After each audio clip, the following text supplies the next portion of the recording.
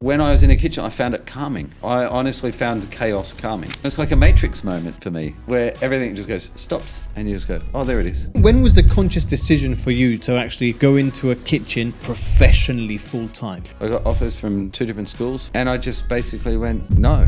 How does mental health play out now? Are you okay? Is one of the most pivotal things that anyone can ever ask you. If you do not believe you can change things, then you will not. So many times in our lives we get reminded how short it is. Yes. Your time with your family and friends and loved ones.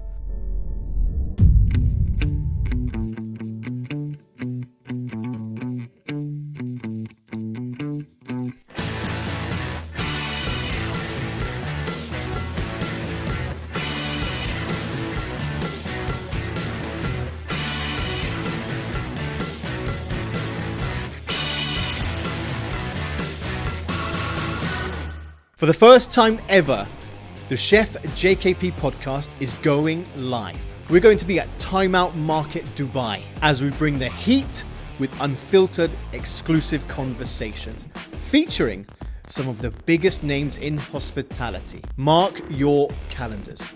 April 13th, 20th and 27th for 3 unforgettable nights of behind-the-scenes stories, insider secrets and culinary revelations. Want in? We are giving away tickets. All you have to do is follow both Instagram accounts and keep your eyes peeled for your shot at winning a pair. Don't just listen, be part of the experience. Hello, JKP soldiers, and welcome back to the show. I hope you've all been having a lovely week. Now, don't forget we have the live shows at Time Out Market Dubai, April 13th, 20th and 27th. Look out for those giveaway announcements as we want you to be there. And don't forget, the way to support the show is to have our exclusive Chef JKP thermos flasks. Grab yours and support the show.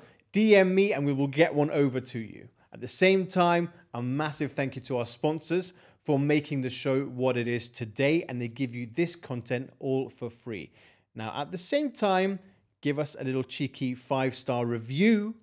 And if you haven't subscribed, the question is, why not? Why have you been naughty?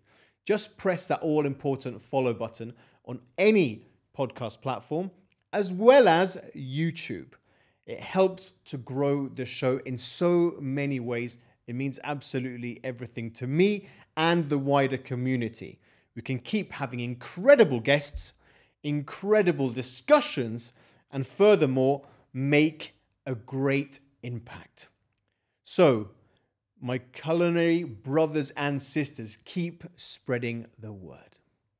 As you know, we love to tell stories and highlight individuals who have gone beyond to push not just themselves, but also who have made a mark in this ever-competitive landscape of gastronomy.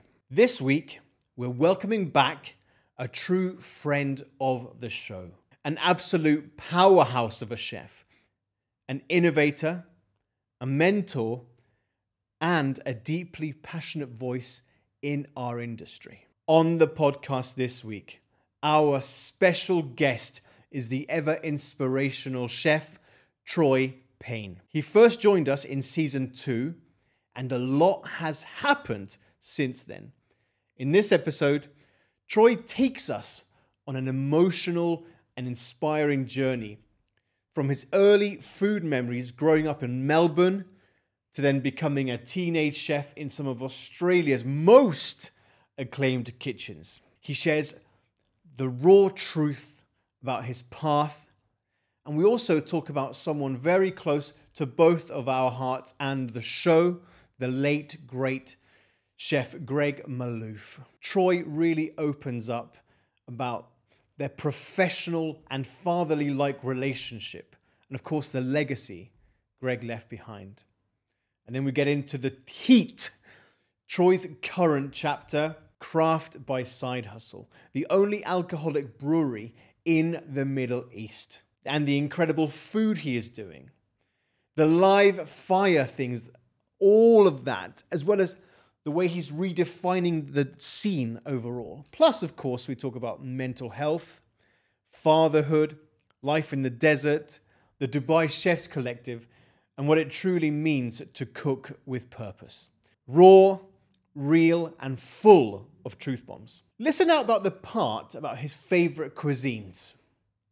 Time to rock and roll. Hi there, I'm Troy, the eccentric executive chef down at Craft by Side Hustle in Abu Dhabi. I know you bloody well liked this podcast, so jump on it, follow it, share it, subscribe it, clap your hands, throw them up in the air, get on board and watch them all. So Troy. Hi. A very warm welcome back to the show. Now, just to put things into context for people who aren't aware, you were on season 2. And it was published on, I think, around the 20th of October, 2020. Yeah. So a lot's happened since then. Yeah, fair amount. Right. But what we're going to do is we're going to go back a little bit first and then go into depth and detail of everything that's been going on. Right. So, righto, here we go. For everyone who doesn't know you, I want to dig deep first. Can you tell me your first or favorite childhood food memory, please? Passion fruit sponge. Oh, tell me about it. We lived at the bottom end of the dead end street, and there was a laneway that went up to the shops, and there was passion fruit trees, big banana passion fruits, the big ones, and we never really ate them. We just ate them as kids. But Nan lived with us. And so Nan was a cake lady. She made sponge with 2 forks. No whisk, no machinery, nothing, just 2 forks. And she'd make sponges. And she'd win competitions. And I remember being in the kitchen when she was making sponges. And she always did this passion fruit and just white icing. Like I look back at it now and it's like that. I don't know if you've ever remember those local bakeries in Australia had these Boston buns, and it was just a bread with white icing and coconut. Yuck, coconut. But coconut's cool in some ways, but not in others. Right. So there's that coconut icing on top. These are the kind of memories I have of, these food memories. Is like a lot of it is from it's just those grandma and grandpa, grandma. We were walking into grandma's house and you could walk up the driveway and you go, she's got chicken thighs going. Oh. It's 3:00 in the afternoon. You're coming home from school and you knew that you'd be sitting down to like chicken legs. I love that. The crispy skin in the pan in those deep, cast iron pans and just cooking, and then potatoes cooked in it afterwards. And the smell of raw garlic from Grandpa's garden, he'd have it stored in the area where you put your shoes before you went into the kitchen. This is, back in the day when houses, the back door was straight into the kitchen. And, I don't know, all those different unique smells. They're quite, there's that and the fact that my grandfather, every day he'd have a shot of Slivovitz plum brandy with a raw clove of garlic and a hot pickled chili. And that was his medicine, daily medicine. But you walk into the house and you'd smell those things. You'd smell all those things. You could also smell the liquid that he'd had taken his teeth out and put his teeth in. Beautiful, beautiful. And so there's all those weird accumulations. But that was, I came from a family where mum and dad separated. And so we spent lots of time at grandparents' houses. So what were those family meals specifically at the grandparents' house? Take me through some of those. Oh, look, Nan's was actually terrible, okay? Nan's was terrible. It was those silver pots with the 6 different sections in it. Right. With the holes in it, with the pressure cooker lid. And they pile the vegetables into each of it. It's the same water. And then the pressure cooker lid goes on and all the vegetables come out the same colour, Like it's disturbing. Right. Like the amount of, and then if we didn't eat that, then that became bubble and squeak. Okay. For breakfast. For breakfast? Yeah, that was breakfast, bubble and squeak and things like that. Or you came home from school and she'd crumbed it and made, these mashed it with potato and all those veggies that we didn't eat the night before were in patties.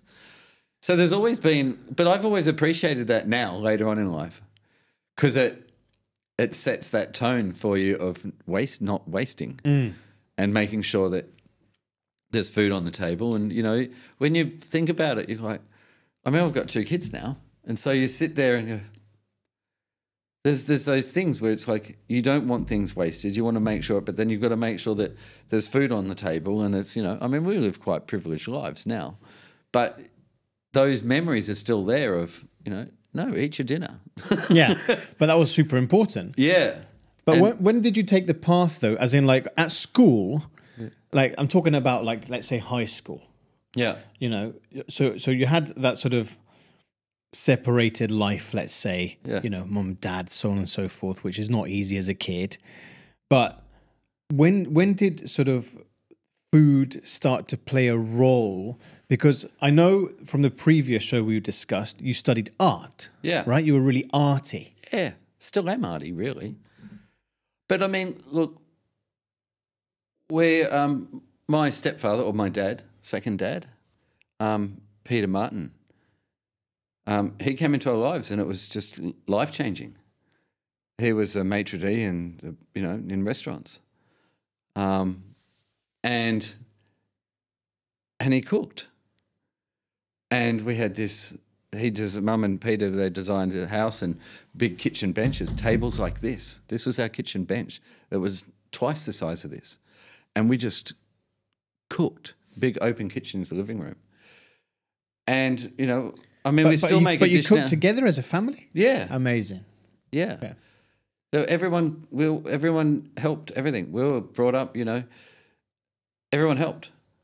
And so it was just cool. I mean, people would come around and there'd be dinner parties, and it was like everyone used to come to our house for dinner parties and for afternoon teas and this and that, and sit, have a cuppa, have this, have, you know, and it's a thing that was just built in.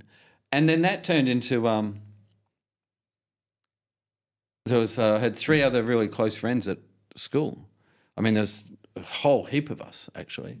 But there was a little subgroup, you know, that we all hung out. And we'd actually get together recipes. And we'd take it in turns at going to each other's house. And so you go, all right, cool, yeah. And you could bring a recipe and ingredients for whatever you want. If you wanted to make caramel popcorn, you want to make donuts, you wanted to make an apple pie, you want to make a lasagna, anything, you name it. And so we'd get together on weekends, like it was probably once a month or every 3 weeks or something like that. And you go, oh, like guys would be going, oh, okay, we're going to hang out at the mall, at the shopping centre. And you go, okay, that's good. What are you guys doing? Oh, nothing really. and yeah, we'd be going around to each other's houses and cooking together. And at the end of it, it all stemmed from wanting to have a movie night. And Peter was big into his sound systems and TV and VHS, you know. So we'd all go to them. You'd go to the day included getting your stuff organised for the dish you were going to cook or the thing you were going to prepare. We'd go to the video store. Mum would take us down to the video store. We'd pick out our VHSs. We'd come back. We'd cook food. We'd all sit down around these big couches. And then we'd watch movies and eat the food we made. And how cool is that? Huh? But how cool is that, though? Yeah, I know. I look back now and it's like it's amazing. I mean, I after that, you know, it stemmed and built. And then, you know, my stepdad or dad, Peter, would come home from his shift at the restaurant, and then he'd be like, okay, what do we got? And, you know, there was that whole thing, you know. Also, too, my mum was, and dad's and everything was more a case of, if you're going to do anything, you do it at home. Do it under the roof. So, you know, we'd sit out the back and, you know, smoking cigarettes out the back porch and then watching movies and eating food. Pete would come home, you know. When we got older, it's like, all right, want to try some wine? And so there was wine education, there was this. It wasn't, nothing was shunned away from us. It was introduced to us in a really nice way. So, I mean, yeah, look, we were kids. We went out and partied and you know, did all that. Yeah. But at the same time, we all had this kind of fun educational experience at my house with Mum and Pete and all that. But so I'm also interested then, as you sort of went into, let's say, higher education, did you still had that sort of love for art? Yeah. So you went and studied, right? Yeah, I did. I did furniture design and production. I did like a higher education for in art, so specializing in studio arts, all these things, architecture, all these different things. And how long did you study for? Oh, as long as I had to. Look, there's another side to that. It's like, I went out and I was doing jobs as, I was from the age of 14, I was in a kitchen washing dishes and I just loved it and would sneak off to, But why did you love it? What was it about that environment at the age of 14 that you fell in love with? Realistically, probably it was an escape. It was a different world. It was a space that I saw that could be anywhere. So if I needed to go anywhere or disappear or do something, then I could do it.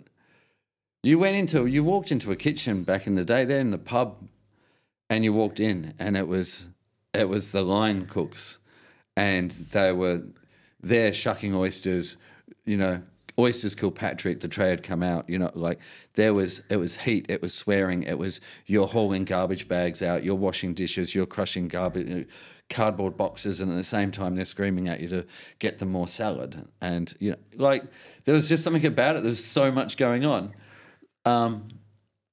I think it's also too because there's always been so much in my head. Right. And your head sort of consistently... Mum used to call me the magpie, stop being a magpie. Because you go around and it's the Australian bird that pecks at everything and wants to see what it does and how it works and what happens. And so your mind is like that constantly. It's like, okay, what's that? What's this? What's that? What's this? What's this? And so then for some reason, I don't know, when I was in a kitchen, I found it calming. I honestly found the chaos calming. And you're like, and it's that thing, I don't know, it's like a Matrix moment for me. It's like where everything just goes, stops, and you just go, oh, there it is. And everything moves around you, and it's just like, okay. And to me, it was, now I can word it properly and swear it was like being in a poem. It was like, being deep within a poetry. And this poetry of movement and action and chaos and just life. And there's characters in these kitchens that I'd never met before. People that were 15 times more crazy than what I could ever think of. We shouldn't talk about the wrong sides of, my mum's a psych nurse. And I think that she probably tried to deter me from being in kitchens. I remember she took me to do work experience once in the hospital, and it was just to meet a chef that was in the psych unit. He believed he was Mr. Squiggle, but because that was his way of processing, right? His brain processing his life and what had happened. But I don't know, it backfired on Mum because that just got me more intrigued. I was sort of like, all right, my brain can fit into this environment. My brain can wrap around these things. And the fact that it's like, I don't know, sometimes people they're like, oh, you're not really talkative, you're pretty quiet. Even though a lot of people say I'm an extrovert or this. But then at the same time, a lot of the time I get that thing, it's like, if you hang out with someone, they're just like, you're quite peaceful, aren't you? And it's like, well, sometimes it's because I don't feel like talking to you. And so, because it's, but in the kitchen, you don't have to. You've got a job, you get a job, you do it, you cut it, you do it. And you're following these systems and these methods and these sequences of service that happen. And you can roll into it, and then you don't have to think about much more. But I just wonder... It's therapeutic. No, absolutely. But I just wonder at the same time, during specifically the time when you were studying art for those 3 years, at which point in your brain did you think, okay, not stop I'm, this. I'm good. I'm good at art. I'm doing the art. Yep. But I also really enjoy the kitchen environment. So when was the conscious decision for you to actually go into a kitchen like properly, professionally, full time? Oh, so I got into when I got an offer for university. Okay. Yeah. I got offers from 2 different schools for quite good schools. And one for architecture and one for furniture design and production. Right. And I just basically went, no.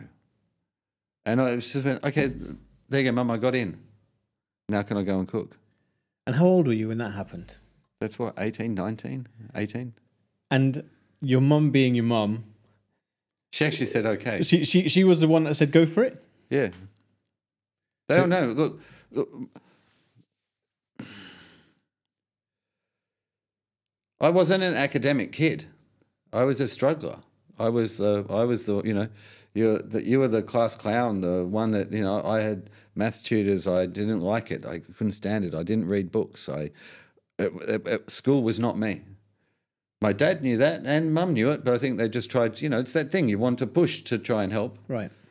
But it just got to that point where it's like, I mean, look, I did art school, and half the time I had to do art school in reverse. You create something, you do a painting, you'd make a sculpture, I'd build a piece of furniture using all the scraps from the street that were left out from hard rubbish. And I just build or paint or create. And then I turn up, go to school and you're like, there's my piece. And they're like, well, you didn't do it. Where's all the paperwork that tells you how to do it? Where was the plan? Right. You have to have a scrapbook with page 1. This is what I think I'll do. Okay. Page 2, this is the way I'm going to do it. Page 3, this is me researching different things or different products to do it. It's like, that's got to be the most, for me. Yeah. I'm not knocking this on anyone else. Sure. The most mundane way of being creative. Right? It's like, be creative, but break it down first. It's like, I've always been a fan of, Jackson Pollock, right? One of my favorite artists. Do you think he plans that out in a scrapbook before he paints it? Does any artist actually just sit there and go, no, takes months before, they probably do, sorry. I'm not sure. But for me, I'm someone I'm like... not sure. I don't think they would necessarily plan it in that respect. Yeah. Artists are creators. That's what you just right? meant to just... For me, it's got to be that feeling. You just go. And so, yeah, I think that was part of it. And so it all just linked in that way. So I found that. So you had a lot of kitchen experience then. Yeah. By the time you graduated and you got into these schools, you were already like hardened, ready to rock. Yeah. I walked straight into a restaurant and, and I think I had been quite determined because my teacher and my home economics teacher in school said, there's no way you're ever going to make it as a chef. I'm like, that's a really good thing to say to a student. Lovely. Yeah, very encouraging. Very encouraging. And of course, for me, it was just like, no, this is a creative. This is a creative thing. And my sheer determination is what will benefit me in getting a job in this. So I walked into restaurants. I mean, I'd already gone into places and done my work experience in them and swindled them out of, a better paycheck instead of, work experience money. I said, if I'm good, then instead of this amount, you pay me this much. But so it was just that, in a sense, cockiness, but like an educated cockiness or a tempered cockiness where it's just, I remember walking into Blake's in Southgate in Melbourne and going, hello, I'd like to meet the chef, please. What for? I want to work here. Well, why? I like the food. How can you know the food? I read the menu and I came in for lunch last week. And then there's a guy behind the coffee machine. There's 2 twin brothers there, a guy behind the coffee machine. And he comes up and goes, yeah, I remember you. He goes, hang on a minute. And so he went and got the chef. The chef goes, okay, cool. Hi, nice to meet you. I said, hi, I'm Troy. I'd like to cook and I want to start here. And he was like, really? He's like, you're up, you know? And I went, yeah. He's like, okay, come back. And I went, I'm ready now. He's like, what do you mean? I said, I've got knives and a jacket, and white T-shirt. Here, let's go. I'm ready. And he was like, well, shit, okay then. In you come. And so I did a shift, washed dishes for half of it. Right. It made me shuck oysters or something for the rest of it. There's a pizza oven there. I had to collect wood, stock wood. And yeah, that was it. I got a job there. And how long were you there for? I was about a year and a half, 2 years. Okay. Yeah. I know. I went in, and then there was a head chef that started there first. He was a crazy German guy, wild man. You know, also taught you how to drink in your break, all those things. Right. But they looked after me. But they knew that I don't know, probably how I treat some young guys today. It's like, I see something, so I'm going to push you a little bit harder than the other ones. Or nowadays I'm going to nurture you more than the other ones. And it's not about having favourites, it's just a case of you see it in someone. Yes. And you're just like, okay, yeah, you're going to stick at this and you're going to do it. So, yeah. So what I want to understand also is, the place in Australia where you cooked is Melbourne, right? And Melbourne is known as the gastronomic capital of Australia. Wild. It's some of the best chefs, produce, wine is there. It's in the world, it's there. That's the place. Well, that side of things, I'll jump in on 1 second. That everyone used to say to me, when are you going to London, or when are you going to this, or when are you going to another country? You're going to go to France, you're going to go to Paris. It's like, what do I need to do that for? It's all here. They're all here. One of the greatest French restaurants in the world, for me, and it was the greatest in Australia for something like 13, 14 years in a row, Jacques Ramond. French, Asian, fusion, beautiful old school techniques that I still use today. This week I used techniques that I learned in that restaurant. I still train chefs how to use a knife from what he taught me. You know, don't ever cut a mushroom with a fat knife. He didn't actually say it like that. He used to just spank my hand and wait till I picked up the right knife. You know, but yeah, so there was the French. Diane was the spice queen, another chef, you know. There was all these chefs around me that had all this experience. I made sure that I was in kitchens where there was mature chefs together. You must have been extremely hungry for the knowledge to gain from all of those chefs. If you already made that decision, I'm not going to go to Paris, I'm not going to go to London, so on and so forth, I'm going to stay here. Yeah. That's quite a mature decision for such a young cook.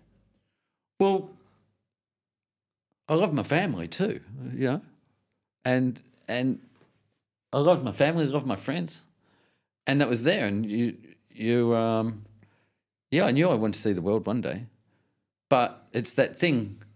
I think there's that basic thing, like, I didn't want to leave Australia until I saw all of Australia. So I went around Australia, different times, different areas, did it. Went up to the top of it, to the bottom of it, to this, you know, inland, everywhere.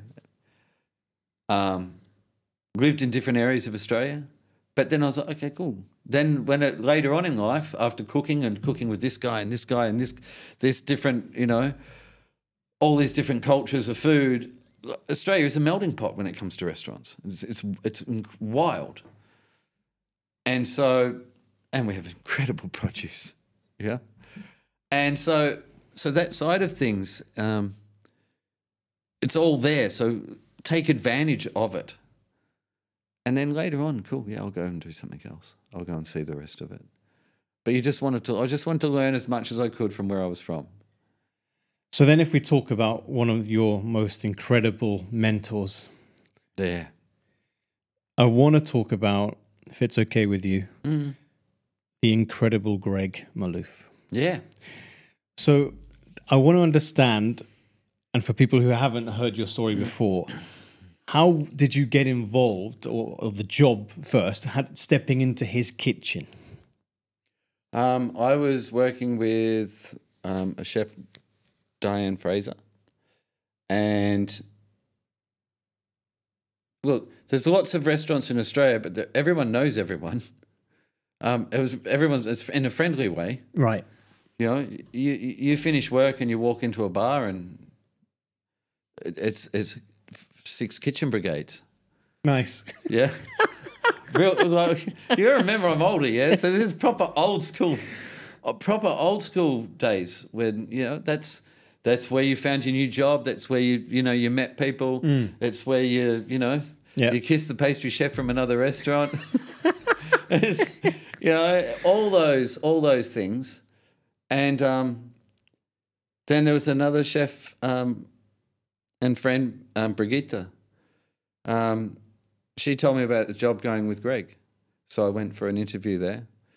And that was, look, meeting Greg was unique from day one, from the interview day.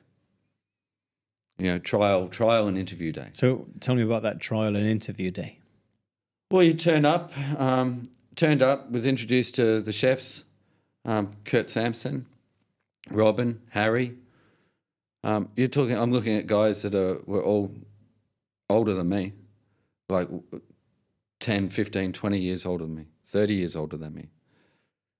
And so instantly you're like, okay, cool, there's experience in this kitchen. I'm about to walk into 120 years of experience. Yeah. This is where my head ticks, yeah? It's like, right, there we go. This is learning now. I'm gonna learn. Not saying I didn't learn from other ones, but you're always... This is a bit more serious. You're just taking a different step. Yeah. Look, it was still a fun kitchen. There was, but there was a different drive and a different push. Look, I'd come from Jacques Ramon's, where we did 16-hour days and you went home and slept for 4 and you came back. And you pushed hard and you held onto hot trays burning, and if you didn't let go. Yeah. You know? And so that was one style, and I was like, okay, I'm burned out. I've had enough. I can't do that. I resigned that job when a girlfriend said she's moving to Queensland.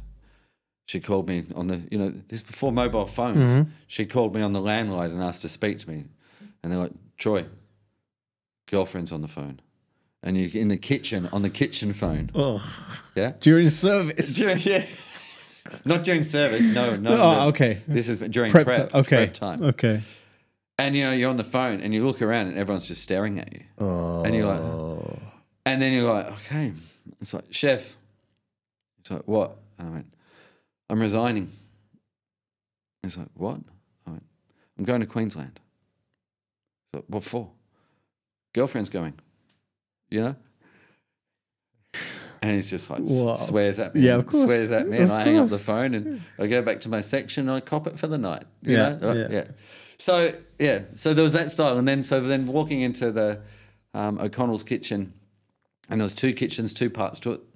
One kitchen that did the bistro, and one for the restaurant. And, and you walk through the bistro one and it's got that vibe and that smell and that breath and that heat in it, where you're just like, these guys are pumping. And then you step through and the kitchen's attached, but there's just a different air to it. And so you do that, spend a bit of time with the guys in the kitchen and do what they say and follow through and follow instructions and. And then it's like, okay, interview time. Let's go and have a chat. And walk into the front room and dining room, and there's not, And the next minute, there's 5 of them lined up on one side of the table. Greg's in the middle, and the other guys, the kitchen staff, had come out and they're sitting there. And I was like, this is like this, is it? And he's like what? I went, it's all right. We'll let the show begin, huh? And he was like, oh, okay. And that's, that's the Greg interview style back in the day. see if he can intimidate you with a panel, interviewing panel. So he would interview you, or the others would? No, in the end, like he just brought them in for the first 5 minutes and then told them okay, you can go back to work. Right. And then he'd sit there and he was, he's like, okay, it's just a thing I do. And you're like, okay, that's all right. Yeah. Wow. And so, and so then there was a chef that he knew and that I knew and that everyone knew and this and that. And then there was new people there that I didn't know. And so that just came about that way. And then I just learnt so much and different. It was a different cuisine. I hadn't seen that cuisine. But what was that cuisine back then? It was Lebanese, but plated nice and done with beautiful ingredients, and also done with a Western infusion of ideas. It's not fusion food. It was never fusion food. It was about, I've got a steak and I can spice it with baharat. Or I've got a quail and I can put this in. Like it wasn't a fusion. It was re-representing the food that he grew up with. And so then that made more sense to me and it just seemed to click and I fell in love with it. Because for me, it was like, back then, I was like, I want to do this with grandma. I want to do this with my grandma. That old school grandma food, European. My grandma's Swiss. So, Swiss, grandpa's Yugoslav. There's the English side.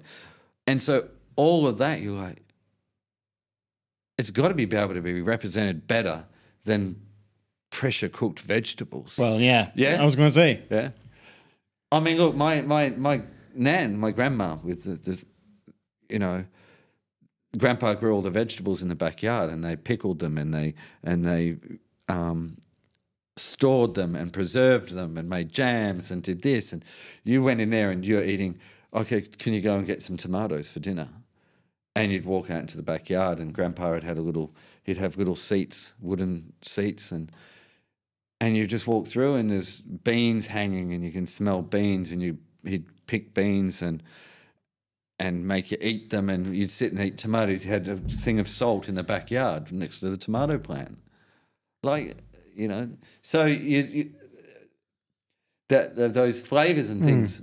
So my grandma and that had the produce and she had the cooking styles, but it was still home food. It was old school home food. And so back then, and I was like, this is. It was watching someone recreate memories in history and traditions, but in Greg's brain. Greg was a freaking incredible dreamer. His brain just dreamt and put it on plates. And put it in books in the end. You got those books, and the books are magic. There isn't one that I don't like. From the early ones, and then you watched it progress and flip into these. For me, it was greater than picking up a book by an artist and seeing their paintings. You pick up Greg's books. I think most people appreciate this. You pick up Greg's books and you open them and they were paintings. His food was pictures of just these magical memories of history. But in the same sense, this was the beauty of his food. It created so much more and so many more memories for other people, right? He was able to grab it and drag it through and push it out the other side in such a way that there wasn't anyone that couldn't be enticed or mesmerized by it. He turned a pavlova into one of the most beautiful creations, a simple pavlova that we all sit I mean, it's famous, isn't it? That big pavlova with the kiwi fruit and all this mushed fruit and cream. And back then, I still remember the first reincarnations of him doing this dish and these beautiful, beautiful, billowing teardrops of meringue being dried and hollowed in the top beforehand so that they'd set with these things, and then whipping creams and making caramels and folding them through to make these beautiful cream fools, he used to call it. He was also, made up so many words. And that's something that's worn off a lot, But he's made up so much shit. And no one ever questioned it. That was the thing, right? You go, like, what is a fool, Greg? He goes, it's a fool. But what his version of that was this beautiful, thick, 45% fat, pure cream. Right. That got whipped ever so gently so that it was never stiff peaks or anything, and then had a caramel folded through it so it was like a ripple through right, it. gotcha, yes. Yeah? Okay. And then berries that had been caramelized, or, you'd make it caramel, orange blossom caramel, and drop peaches into it. And then those peaches would go on top of the cream. And you're just like, it's just a meringue. Yeah? Like, yeah? Right. I could go on and on. Like the sheer beauty of the cuisine.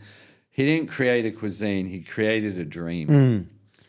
And But look, because I think it's just incredible that, and how long did you end up working with him for in Australia, first of all? That would have been about 18 years. 18 years. Yeah. Okay. So then you had the opportunity, all of a sudden, you did everything in Australia, then Greg calls you up and says, do you want to open a Middle Eastern restaurant in the Middle East, Zahira?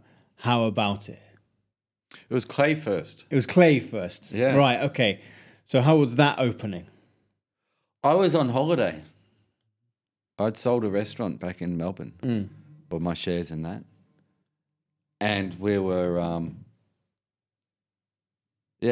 was in Turkey. Oh. Yeah. I was doing a trip following the path of, it was a research trip of my family history from my grandpa's side. So I went to Banja Luka in Bosnia and Yugoslavia, where my grandfather's from. Wow. And went and I wanted to know where he was from. So I walked the streets of the city, the village, the country village that back then it was a thing. Yeah. And sat in the restaurant, the same restaurant that he used to eat Chef Payne in. I walked into a bar and we sat there in a bar and they're like, it was 10 o'clock at night. It was raining. It was horrible. I couldn't get into an apartment that I'd booked. So where do you go? You go to a bar. Hey guys, I need help. There's this little me, like, what are you doing here? And I'm like, I'm trying to get into the place. I will do that later on. Why are you here? It's not a tourist place. And so, I said, well, this is where my grandpa's from. And the next thing you know, there's guys turn up and it's like, these guys knew your family. You're like, what? They're like, this is people that used to live next door to the Pavulias. This is, And you're like, okay. They're like, then the next minute it's like, let's test it. Let's test his heritage. Yeah. So the Schlivovitz comes out. After about 6 of them, they went, yeah, you're one of us. Still standing. And so, they explained the town and where the grandpa lived up, his family lived up on the side of the hill. And so I spent time there, but then to the restaurant there where he used to eat and things like this.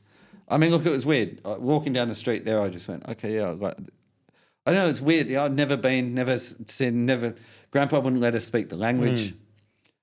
But when I was there, I was just like, I feel comfortable. Everyone looked the same to me. Like, they all looked like me to me. It's like similar body shape, everything. You're just like, this is where it's from. And so then we followed the Cevapciça all the way through, all the way down through there, from there to Turkey. So I wanted to, followed the skinless sausage and the history of it and how it changes. It's this very simple but uniquely, incredibly beautiful sausage up there. And then as you make your through, it does get more beautiful, and then sometimes it doesn't, and sometimes it does. And then in the end, you get to Turkey and it's a kebab. It's still a skinless sausage, but they just put it on a stick. They got their spices into it. So it was about learning how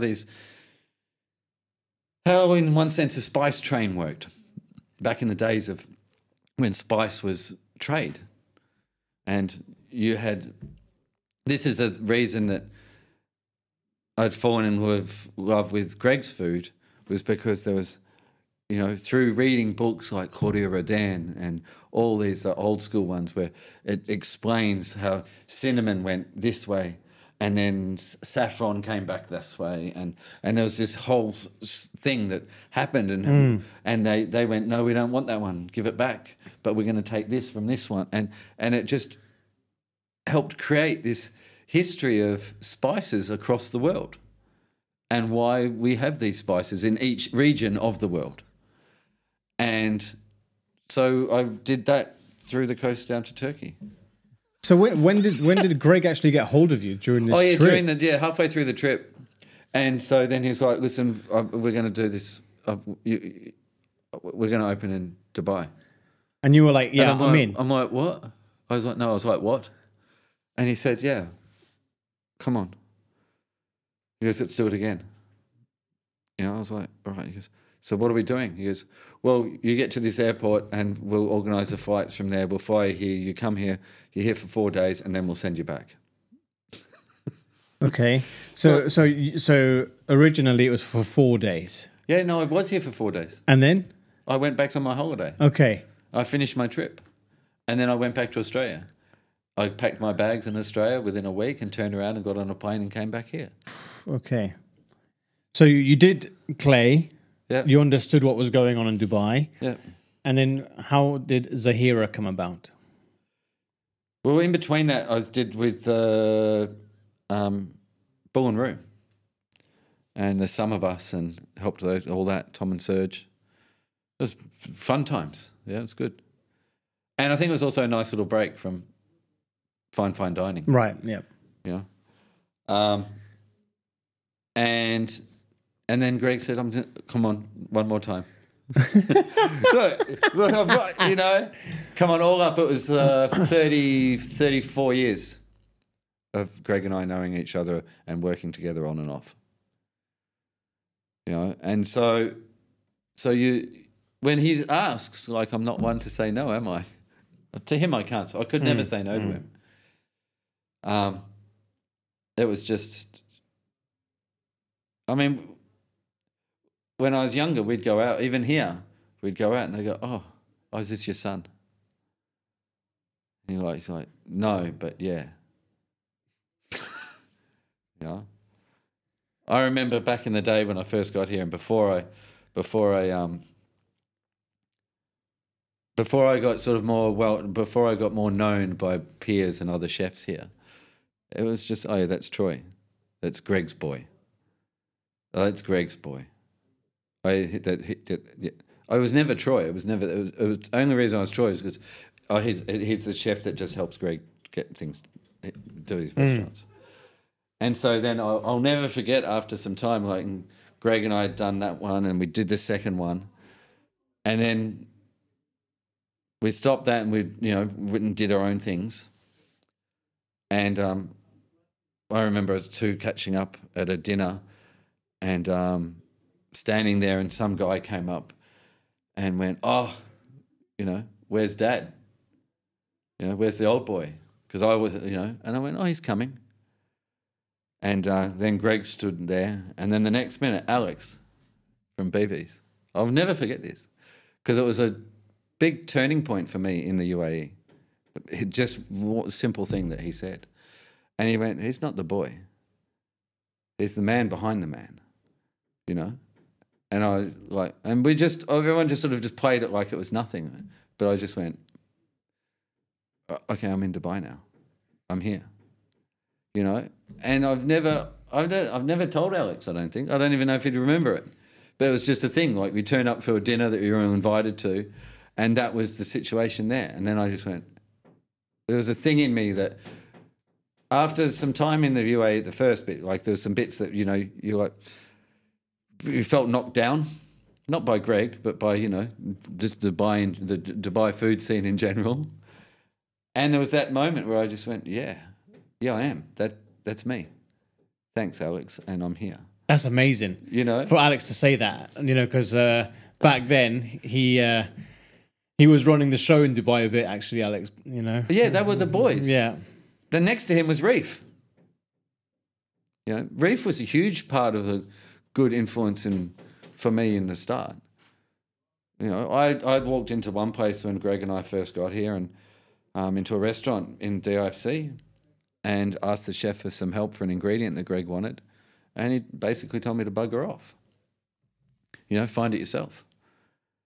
And then Greg's like, no, I've got this other chef that I want you to meet, and it was Reef. And Reef was quite kind enough to, he didn't have to, but he was like, hi, how's it going? Nice to meet you. It's going to be hard.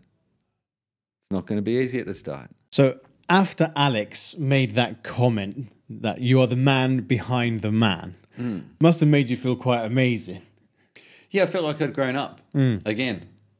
I'm not a spring chicken, but back then, but it still sort of made me feel more welcome. Like I knew, especially for Alex and Reef. Yeah.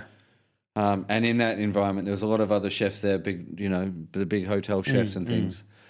And it just made me relax and go, okay, yeah, cool, I can do this. I'm here now. This is home. I want to stay here. Also too, I've always seen potential in the UAE. I find it fascinating. And so I didn't want to go. And so there was always things that made you think you wanted to leave. But then these two guys say, no, you're okay. And so, it's a nice thing.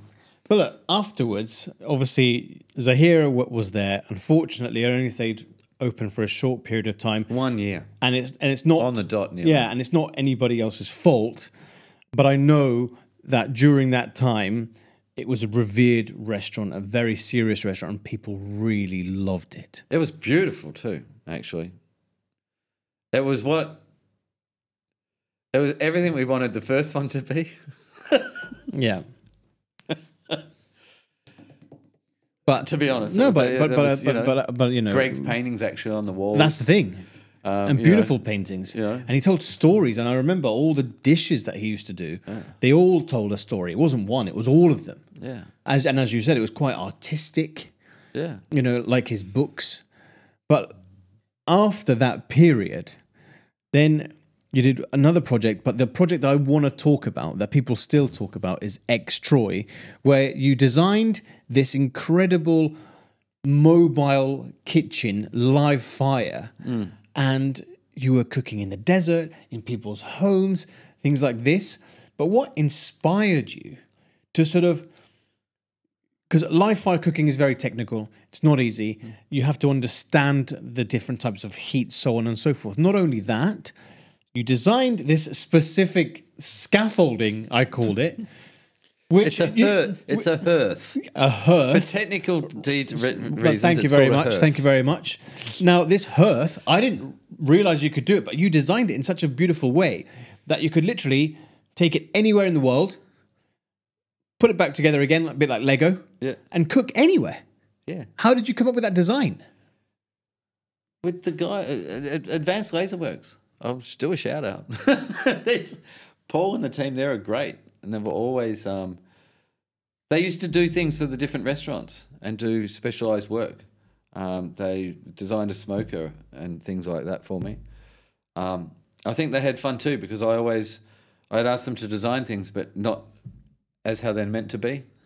I kind of spent a lot of time. I seem to do a lot of reverse engineering. I don't know if it's architecture times or whatever comes back through. Oh, but you're just like, hang on a minute. Yeah. hang on a minute, but if I do this to this machine and then spin this here and then change this, that will work too. And so, and then I can get it actually to do more things than what previously could do. So then, but I mean, that came about because I was like, I'd finished at a place and I was like, I just want to have some time. And it was funny because me wanting to have time turned into not having any time because I was cooking in the desert everywhere. But it was just a different form and a different time and a different form of freedom. A freedom of expression, a freedom of space, a freedom of appreciation. A lot of people have always said, when did you learn to cook on fire? And it's like, my dad's a country boy. I grew up from the age of about, 9. From the age of 9 would be up in the country with Dad. And 9, 10, 11, 12, you'd spend time at Dad's up in the country. And that's fishing, shooting, hunting, making traps, trapping rabbits, with old school things, and getting moss from the back of the forest and smoking trout on peat moss and wrapping it in eucalyptus leaves and just trying all these different things. And, we never thought much about it back then, and it was just something that, we've always just cooked on the fire there. You made bread on a fire, you did this on a fire, you cooked fish on the fire, you put your potatoes in the, And so it was like a going home feeling for me. It was that whole, and up there with Dad's in the high plains, so it's trees and everything. But I find just as much beauty in this desert as I do in the mountains of Australia. It's still beautiful, tranquil countryside with so much to offer, and you've just got to learn to work with it and understand it. And I think that just all correlated together with fire cooking. And also just bringing people together in a space that so many people in the country do not know even exists, apart from they just call it the desert. It's like, no, we can drive into it and we can set up and we can have a really nice dinner in it. And you can see the stars and camels can come past, you can watch the lizards and the mice and everything comes out, camel spiders, there's all this, there is an incredible beauty in this desert. Having foxes join you while you're just sitting there peacefully with friends. That was the other thing. This is what we did on the weekend. We'd go out into the desert with friends and cook a meal. We'd take the kids for breakfast, Al Qudra Lakes, and we'd barbecue them breakfast. So all we were doing was doing what we did already, but invited other people to come and do it with us. And the more people, it became this thing. It's like, the more people I can get in the desert, the better I feel. I feel good exposing people to more of the UAE. Not that I'm the only one that's doing it. There's other guys doing it. But I think it was extremely popular. And because it was a secret. Yeah, and also but people talk about it a lot, and they talk about those legendary meals and how can we cook with Troy or all of those kinds of things. But the other thing which I find extremely monumental now, which is exactly what you're doing now, is craft by side hustle. Now, for people who don't know, it's the first brewery in the Middle East, I believe, the first true brewery. Yeah, in the MENA region. MENA region.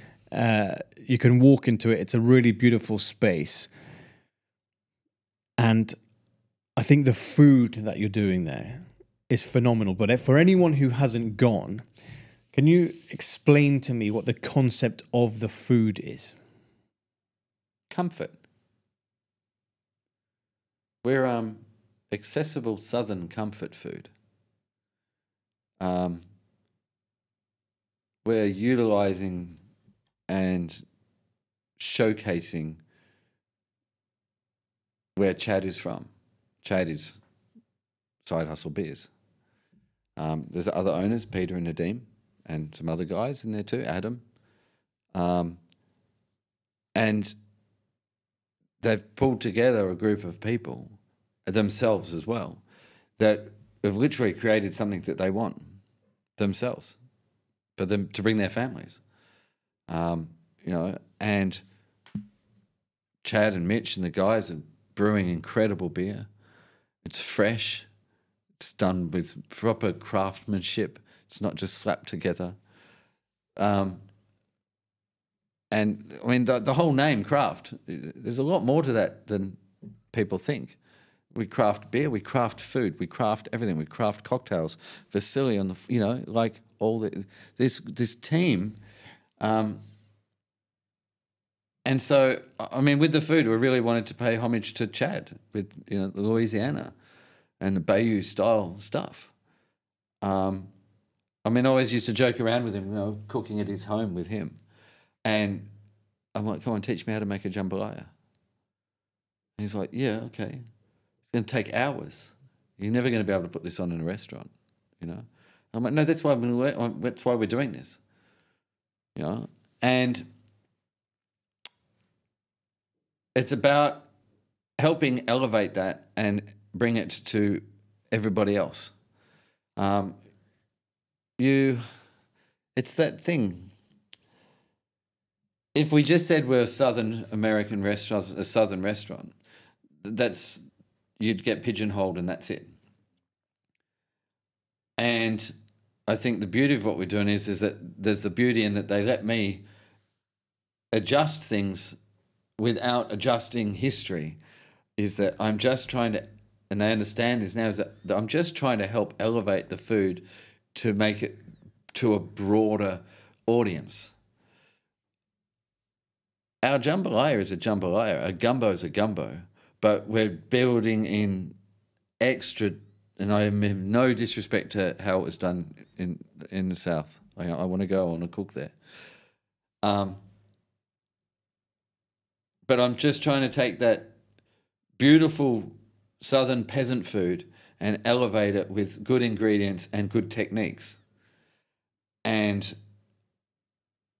trying to focus on, a big focus for me there is making sure that the team is learning to appreciate products and ingredients and how to utilize them and beautify them in such a way without destroying them or the fact of how comfortable it is to eat it. I mean, we're now. I mean, I try and make everything. I don't like packets of food or anything. So a good way to explain how we're trying to elevate things is that we have our gumbo and our jambalaya.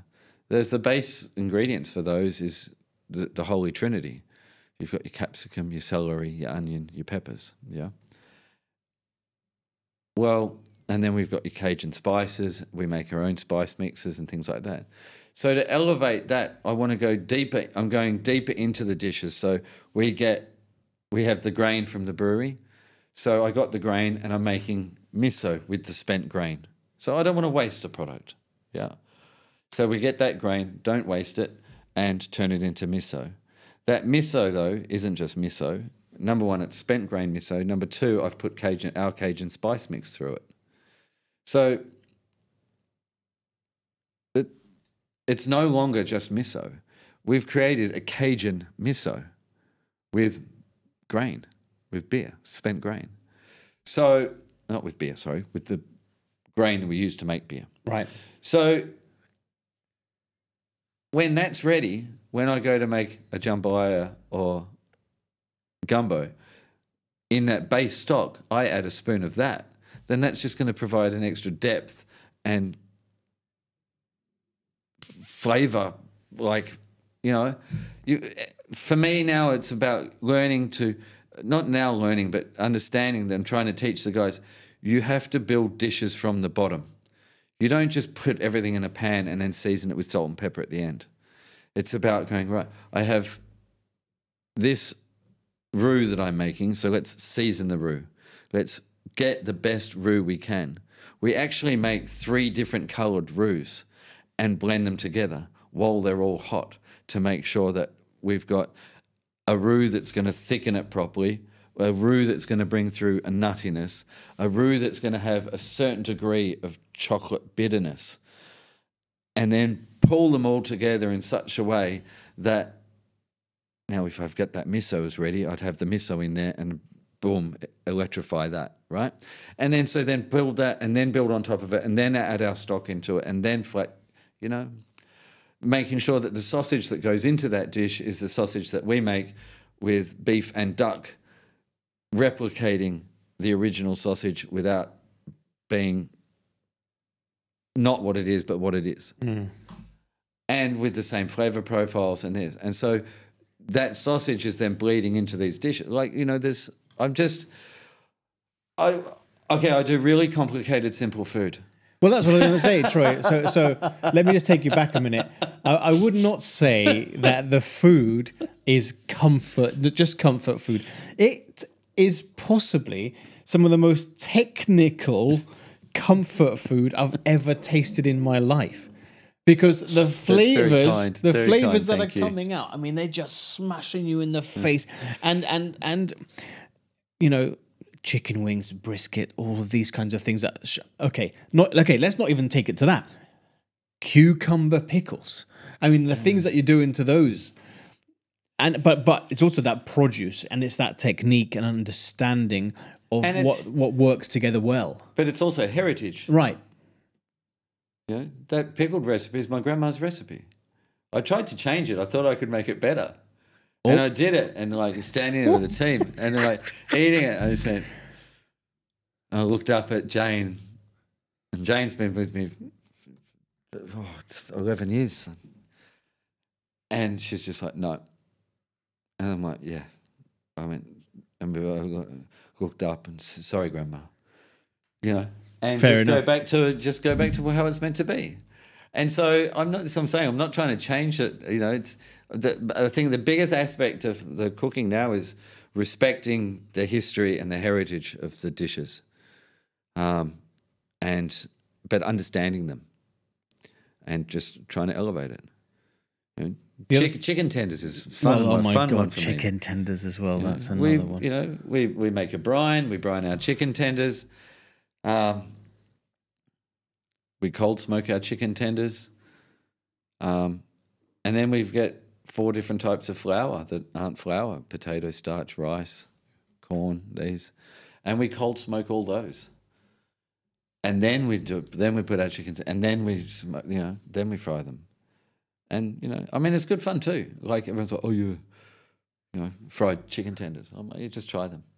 It's good fun, It's that thing. There is a fun aspect, a lot of fun aspect, and more so probably just through my head, where it's like, okay, well, they're gluten free. So people come in, these days there is dietaries, and I respect them. And people, I can't eat it. And I'm like, yes, you can. That's why there's the GF next to it, because it's gluten free. And they're like, yeah, but it can't be because it's fried chicken. I went, it is. Trust me, we make everything. And so it's that thing where you can walk into another venue and you're going to get frozen chicken tenders. So it's the one item, I love it in the restaurant. I really love it, because everywhere else, and I don't mean to be rude, it can be really shit. Mm-hmm. And it's one of them. I went home to Melbourne and my little brothers, I went, what's for dinner? And he pulls out frozen chicken tenders from the freezer. There's processed chicken. And I'm just like, Jack, what are you doing?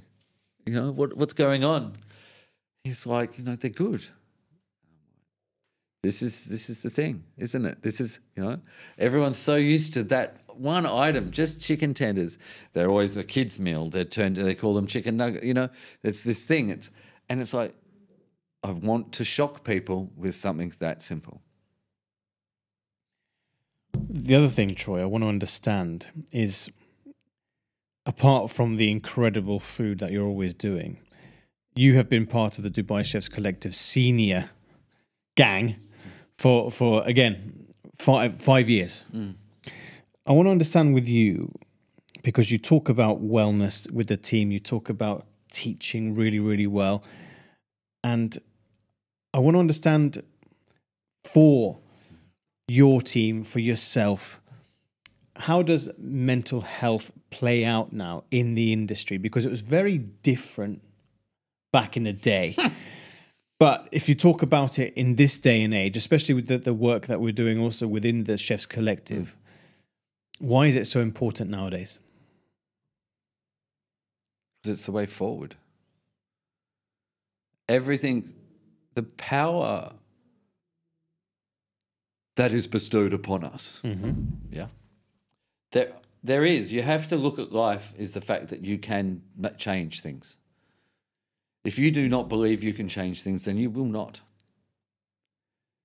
So, but when you're with a group of guys that all think that we can change it, that's wild.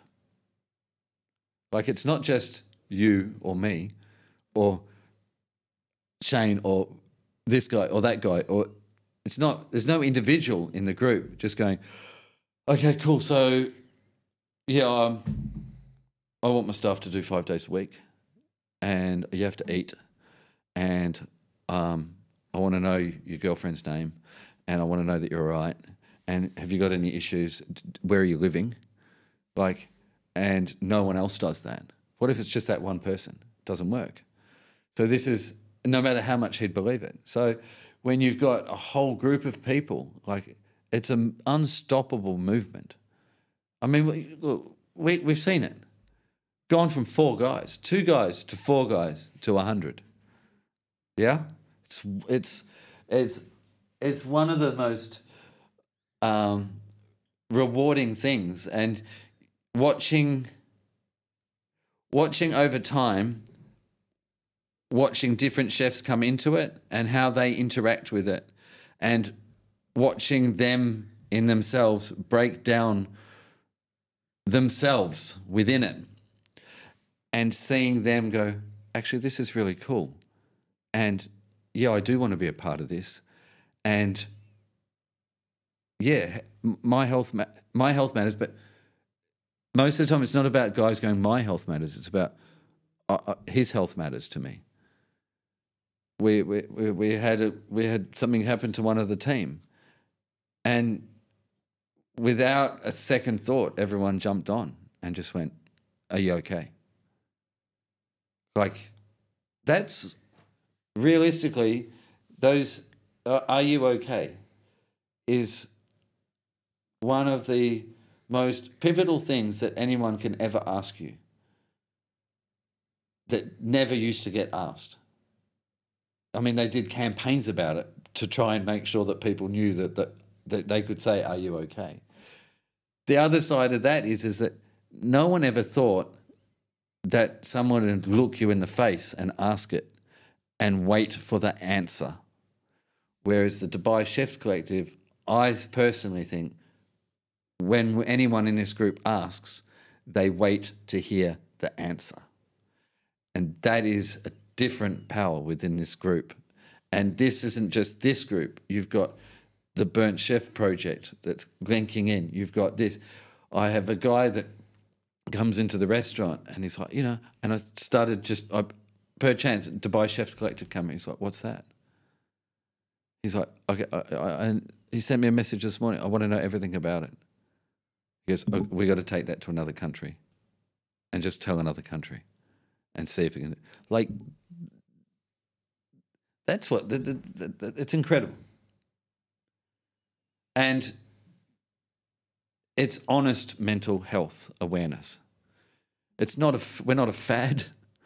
We're real guys standing in kitchens every day with huge teams. I'm lucky enough that I have owners now that I want to put the team on electrolytes. Can I do this? Go for it. I'm like, I want them to, you don't even have to explain it. I'm like, well, I want them to not be dehydrated, and I want them to feel better and get some things into, nutrients, and I want to make sure that they're drinking. We've got a chart to make sure they tick off when they take a tablet and when they're eating.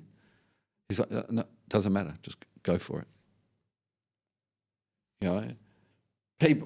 People care about what we're doing and how we're doing it. but it's also, it's not for us. It's for everyone else. I think that's the thing as well, Troy, is that what I also find, I have to be very honest, is that when you get to a certain level of a position as a chef or restaurateur, it gets to be a very lonely place. Because when you're a commie or a chef de partie, whatever it is, you've got your mates and you get that camaraderie, right? But when you're at the very top, you're taking on everybody else's problems all the time. Yep. And you are the firefighter. You're trying to fight fires left, right, and centre. If it's No one else knows you're doing it. If it's not somebody, if it's if it's not about that specific person, then it's work, then there's a supplier, and it just mounts and mounts and mounts until the pressure can erupt. And I think the cool thing is that we're having to recognize in this day and age is that you can actually just go for someone, have a coffee, and you don't even talk about mental health. But that unload makes such a massive difference to the day. Just the fact that, look, there's so many of us within the group that catch up separately. We've done catch-up. We do catch-ups. But you have guys, hey, I'm coming to town. All right, cool, let's go for coffee. And you just sit and talk. You don't say, you don't go, hey, mate, how are you? But you're just sitting there with them. And it's knowing that you can just do that. Or that they can do that with you. It's pretty wild. Yeah, it's amazing. I think it's a very privileged place to be. But then the other part is that you're now a father, since of two beautiful girls. So how do you also place unto them the act of community, the act of food, sharing, understanding all of those sorts of things? Because it must be quite magical for you to sort of impart that knowledge. Yeah. When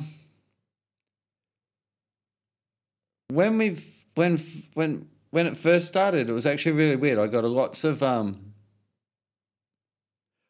negative stuff. Just explain to me, so if people who don't really know you understand it a little bit more.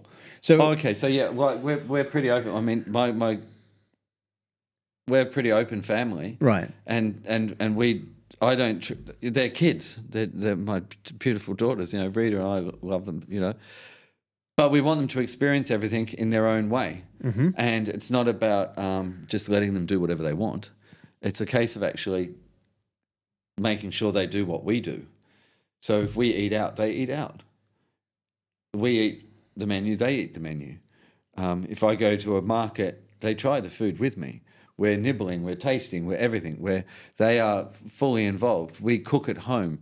They fish with us. Everything. I don't hide anything of life from them. I do not believe in hiding life. Right. I want them to be witness to all of it and then have the basis of understanding of the respect. I mean, look, honestly, I just got my daughter's first report card. She's 3.5.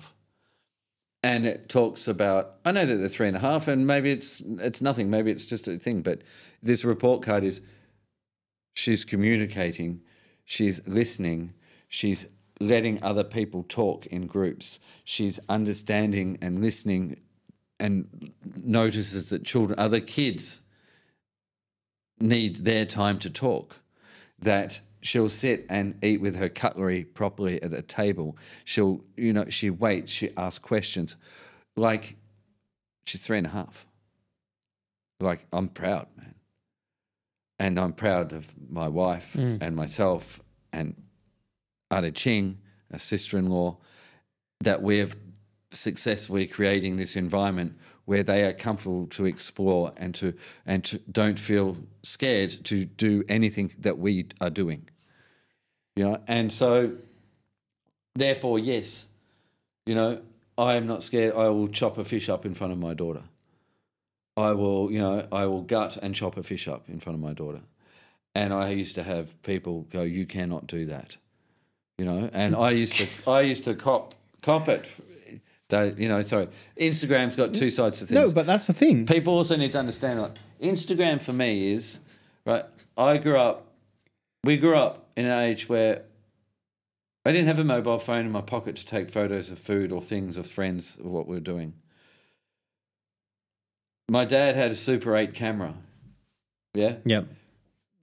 Like Super 8, you don't just whip out when you're going down to the cafe. Yeah? You didn't, I mean, realistically, we didn't even go to the cafe with mum and dad. You know, so all these things. So Instagram for me, as I explained it to I had to explain this to my dad. He's like, you know, I'm creating a life album with my family that can never be erased. It's there. Like, if someone else wants to see it, go for it.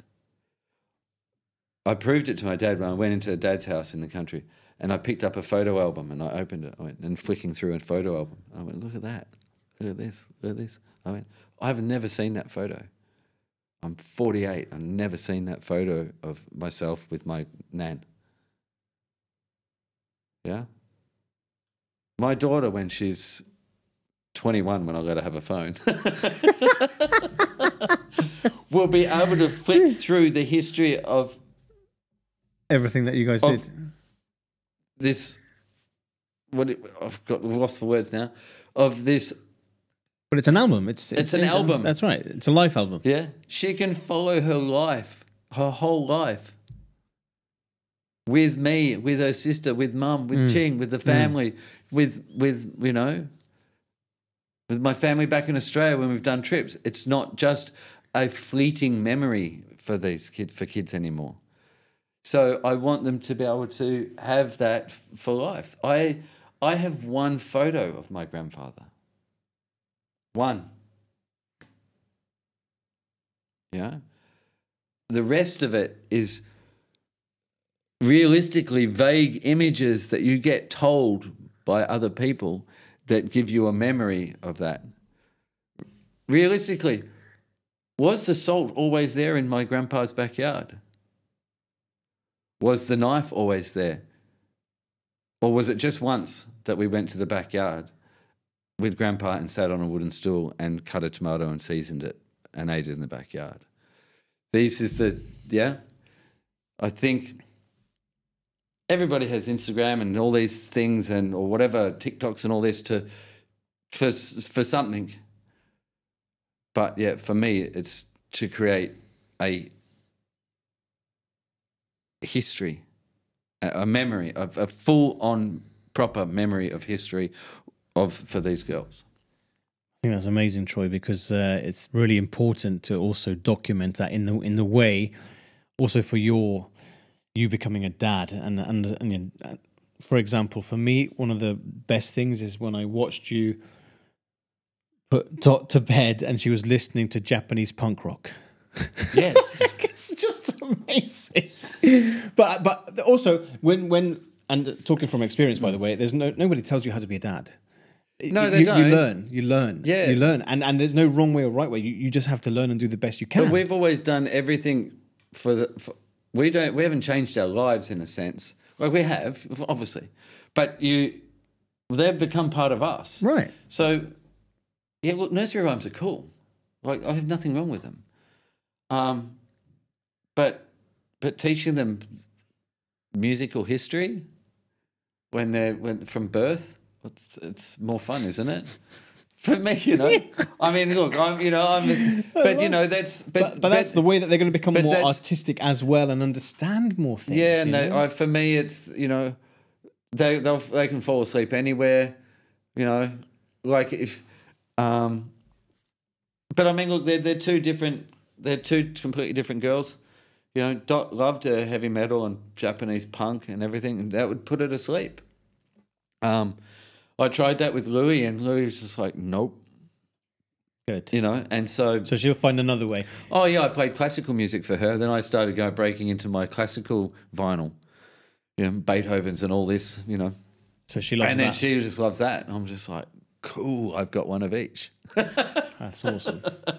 So, but you know, like, yeah, don't hide life from your children. Let them be it. And I think that's just the motto that I have with them, and Rita and I have with them, and they just do it. And you know, so many times in our lives we get reminded how short it is. Yes, of course. And so if you're not going to, you know, there's nothing more fun to me than, you know, I mean, I'll probably, you know, I'll get told off for this one anyway, but, you know, is not taking my daughter to school for the day and deciding to put her in the car and drive her off to a beach and blow up a tent and stay camping and fishing for a night and then drive back the next morning and go to work. Like, that's a better day learning for me with her than in a classroom. I can't wait, you know. I look forward to the day of taking everything to the full extreme in a really nice way and disappearing onto an island and building a farm and growing vegetables and pickling it and preserving it, not for me, but for the girls in my family and a circle of friends that we'll take with us and live on a commune and just be that self-sustainable as much as we possibly can and live.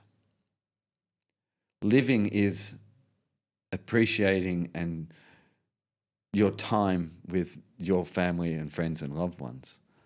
It's not... by the way, I think this is why my food's got better, because I don't give a shit anymore. You have nothing to prove, Troy. No, that's what I mean. I don't. But the minute that I had the firstborn was born, it just changed. I don't. Yeah, whatever. That's good. Okay, good. You know, now I just get to cook and create and train and teach and. I mean, look, Dot comes. The family comes to the restaurant. And the girls come and stand behind the pass with me. They have little stools. They stand there. They ring the bell. They cook. Dad, we do this at home. So they do it with me there. Love it. They want to be a chef one day, good. They don't, even better. Yeah. You know, whatever she wants, whatever they want. All you can do is show them life.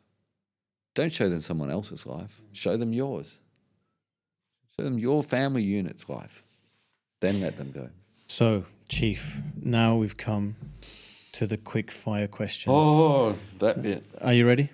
Righto. Soft one for you. Pickled or spicy? Pickled. Shawarma or taco? Shawarma. Brisket or whole lamb? Whole lamb. Andouille sausage or smash burger? Oh, andouille. Lamington or pavlova? Pavlova. Freaking coconut. Favorite ingredient? Garlic. Garlic. Tom, baby, Tom. As of this day and age, right this second, if we're talking about right now, Yeah. what are your top 3 cuisines that you love to eat? Ooh. Top 3 cuisines. Yeah, I'm talking about modern age, like right now. Right now. Yeah. I don't even think you could class it as a cuisine. Grandma. Okay. It's heritage food. Love it. Like, love it. there's a couple of places that are popping up where it's a family Okay. and they're cooking their history. So heritage food, Yeah. number 1. Yeah.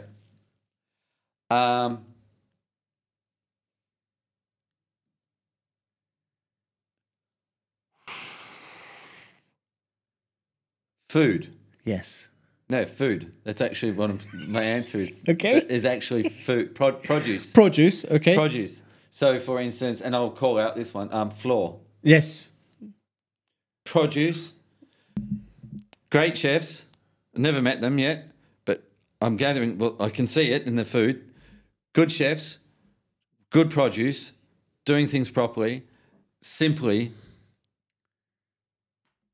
Okay. like, Love it. yeah. And the last one? I'm far out.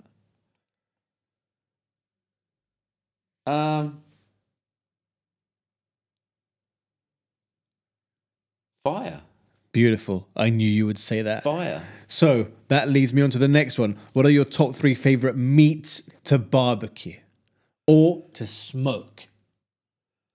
Okay. At the moment, I'm fascinated with smoking the lamb belly flap rib. Uh-huh. Yeah, it's because there's so many different parts to it, and it's just cool. I love the ribs. So that's number one. Number two? Oh, I can't. I mean, look, there's so. This is like only three, Troy. Sausages. Sausages, okay. And last one? What was the question again? Top three meats that you love to smoke or barbecue. Top three. Tongue. Tongue? Tongues. Okay, like beef tongue. Yeah, ox tongue, lamb tongue. Okay, so slow cook, roast, smoke, all of that kind of stuff. Pickle, brine, okay, beautiful. Cure, all of it. Everything involves technique. Now, because that's the beauty of it, because you can keep growing. Of course. Yeah. Now, Troy, I want to understand, what advice would you give to all up-and-coming young chefs? Breathe. There is, I don't know the quote exactly, but there is such beauty in being able to take the time to understand and listen. So breathing promotes patience. So please have the patience to understand that it is going to take you time to learn. No matter how eager you are as a young chef or as someone else that's older that wants to get into it, just take your time and make sure you listen and learn and understand properly. The biggest thing is, please, is everyone just understand food, but also, more on that, is to understand why you're doing it and what it means to you, but also to make sure that you remember what it means to other people.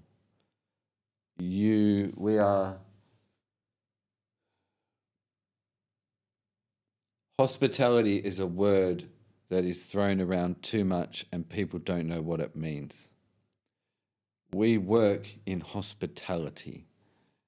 We are here to not service, but we are here to create an experience that encompasses hospitality and everything that involves, from greetings, from food, from the manner with which we do it.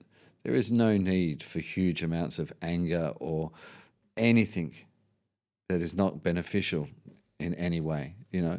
Just enjoy it, breathe, take your time and understand it. An advice for 16-year-old Troy Payne. Do it again. That's it. Beautiful. Do it again. Now, Troy, if anybody wanted to get a hold of you, what's the best way? Through social media. I can do that. That Instagram thingy. Okay, yeah. So Instagram, really good.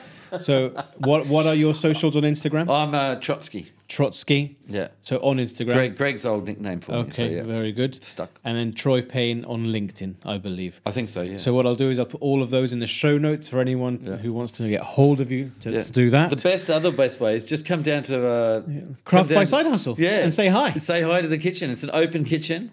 And just say hi. That's the best way. And it's the way a lot of people are learning to do it. So... Now, Troy, I wanted to, again, for the second time ever, wanted to say thank you very much, first of all, on personal behalf, on behalf of the Chef JKP Podcast, for coming back onto the show. Oh, look, this is... Really. But the other thing I want to say to you is that you have been instrumental and inspirational in a lot of ways that you don't know, with many of the, let's say, leading cooks that are up there, and also... the younger generation. For everything that you do, I want to say on their behalf, thank you very much for all of the stuff that you do, inspiring everyone all the things that you do on Instagram, the way that you got fit, the way that you look at life, because not many people do that. So honestly, thank you very, very, very much. Mate, yeah. We're all in this together, yeah. It's what people forget. We're in it together. And it's very appreciated. But I feel it's very honoured to come back and just chat to a mate. Thank you so much. Yeah. What a conversation, and what a chef. And just what an amazing human. What I loved about this interview is that you can really feel the energy and the passion Troy has, not just for all things food, but also his hunger for life and truly connecting to others and to people just around him. The universal language of food. And I have said it many times on the show, it is the magic that can heal many challenges, many issues, arguments. And Troy made that point loud and clear.